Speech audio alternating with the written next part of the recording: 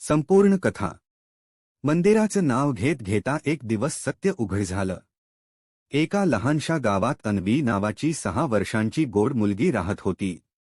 ती नेहमीच एका गोष्टीचा उल्लेख करत असे. आई, आपण कधी कैलास मंदिराजवळ राहायला जाणार? आई हसून म्हणायची, कुठलं मंदिर ग? आपण तिथं कधी गेलोच नाही. पण अन्वीचा हट्ट काही कमी होईना.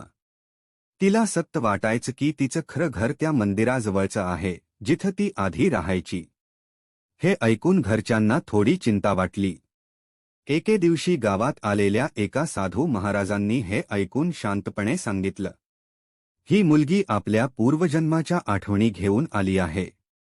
तुम्ही तिचं म्हणणं एकदा ऐकून तिला तिथं घेऊन जा. आईवडील तिला घेऊन सांगितलेल्या ठिकाणी एका दूरच्या भागातल्या कैलास महादेव मंदिराजवळ गेले. तिथं पोहोचताच अन्वीने रस्त्यांची दिशा ओळखली आणि एका जुन्या घरासमोर थांबून म्हणाली, हेच माझं घर होतं. आणि इथे माझी आई माझ्या सोबत राहायची. आश्चर्य म्हणजे त्या घरात एक म्हातारी स्त्री राहत होती. तिचं नाव होतं गंगूबाई. अन्वीला पाहताच तिचे डोळे पाणावले. ती म्हणाली, माझी मुलगी मीरा अगदी अशीच दिसायची. आणि ती 6 वर्षांपूर्वी अचानक नदीपात्रात वाहून गेली होती. सगळे सुन्न झाले. गंगूबाई अन्वीला घट्ट मिठी मारत म्हणाली, तूच माझी मीरा आहेस. माझ्या देवाने तुला परत पाठवलं आहे.